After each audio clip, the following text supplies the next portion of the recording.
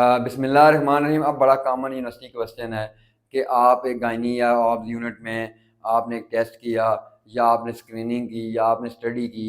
आपने ये देखना था वो फीमेल जिनको मेल न्यूट्रिशन थी उनका आउटकम क्या हुआ प्रेगनेंसी का, या ये देखना है कि मेल नॉरिश जो फीमेल हैं जिनमें कोई अनीमिया है, न्यूट्रिशन डेफिशिएंसी है, उनके बच्चों को कंजेंटल डिसऑर्डर ज़्यादा हैं या नहीं है।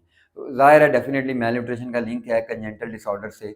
तो अब सवाल ये आता है कि एक फ़ीमेल आपके पास आई, पैलर, पैल्पिटेशन, रंग पीला, मसल वेस्टिंग है या वीकनेस है, चलें पैलर, तो आपने क्या डायग्नोज करना है?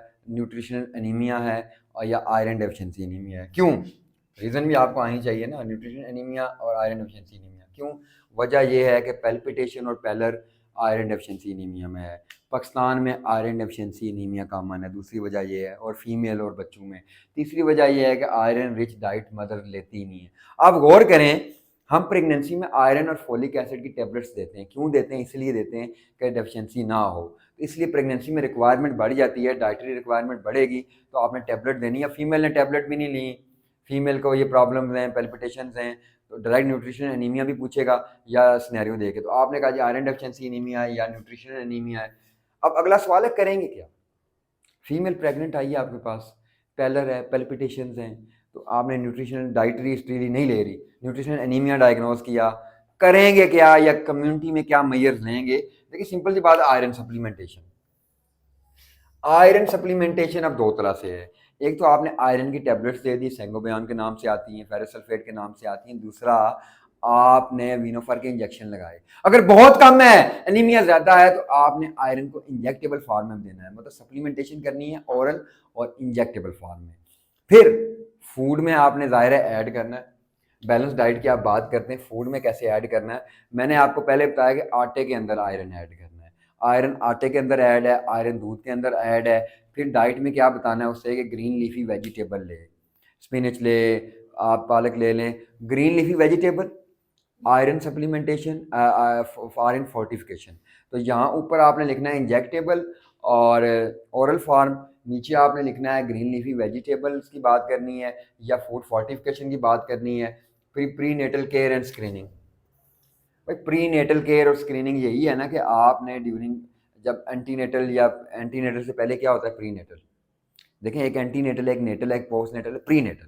ज़ाहिर है रिप्रोडक्टिव एज की फीमेल की बात कर रहे हैं, आसान ज़ुबान इस्तेमाल करें, रिप्रोडक्टिव एज की फीमेल में स्क्रीन करेंगे।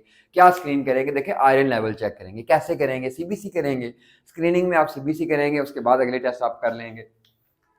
न्यूट्रिशनल एजुकेशन, आपने बताना है उसे कि ग्रीन लीफी वेजिटेबल खानी है, पालक खानी है, ये स्पिनच वगैरह लेनी है, या वो आपने वो नाशपाती की बात कर लेनी है, या आपने बताना है उसे कि जब वीकनेस हो तो आप या तो डाइट इनटेक ज़्यादा कर दें, चेक करा लें। बेसिकली हेल्थ एजुकेशन की बात है, लेकिन यहाँ स्पेसिफिक वर्ड न्यूट्रिशनल एजुकेशन है, तो यही है कि बैलेंस डाइट के बारे में बताना है, क्या माइक्रो क्या मैक्रो, आयरन कहाँ पाई जाती है।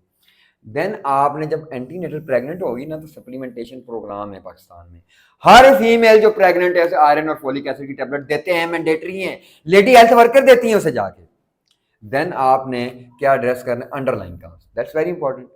अंडरलाइन काज क्या, क्यों आयरन कम हो रहा है? अब ये तो प्रेगनेंसी की बात है, बड़ी एज की फीमेल में भी एनीमिया कॉमन है, पोस्ट मिनोपॉजल फीमेल में भी एनीमिया कॉमन है, ब्रीडिंग ज़्यादा है, इनटेक कम है, या एब्जॉर्प्शन ज़्यादा है, कोई रीज़न होगी, आयरन बाइंडिंग कैपेसिटी नहीं है, तब भी हो सकता है। तो ये उसका आंसर है। तो आपने मेन चीज़ क्या याद रखनी? सप्लीमेंटेशन, बैलेंस डाइट है, फूड एजुकेशन या न्यूट्रिशनल एजुकेशन की बात करनी है, स्क्रीनिंग की आपने बात करनी है, एंटीनेटल सप्लीमेंटेशन की बात करनी है, रिप्रोडक्टिव एज में मॉनिटरिंग की बात करनी है आपने उसके अंदर, और लास्ट के आपने अंडरलाइन काज को ट्रीट करना है। तो न्यूट्रिशन एनीमिया का ये जवाब है।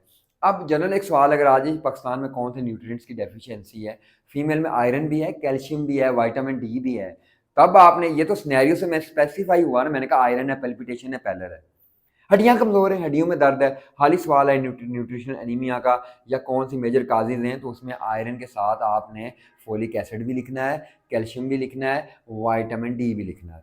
अब एक सवाल ये भी आता है कि आप जनरली एडवाइस क्या करेंगे? पहले तो पूछता है रिस्क फैक्टर्स क्या है पाकिस्तान में मेल न्यूट्रिशन के। रिस्क फैक्टर या एटियोलॉजी की बात करें, अवेलेबिलिटी नहीं है, अफोर्डेबिलिटी नहीं है, एक्सेसिबिलिटी नहीं है, एक्सेप्टेबिलिटी नहीं है, उसकी रीच नहीं है, फूड सेफ्टी नहीं है, फूड सिक्योरिटी नहीं है, एडल्ट्रेशन ज़्यादा है हमारे यहाँ, हेल्थ एजुकेशन नहीं है, कल्चरल फैक्टर्स हैं, सोशल फैक्टर्स हैं, जेंडर इनइक्वालिटी है, तो सारी कहानी आपने लिख देनी है। Thank you.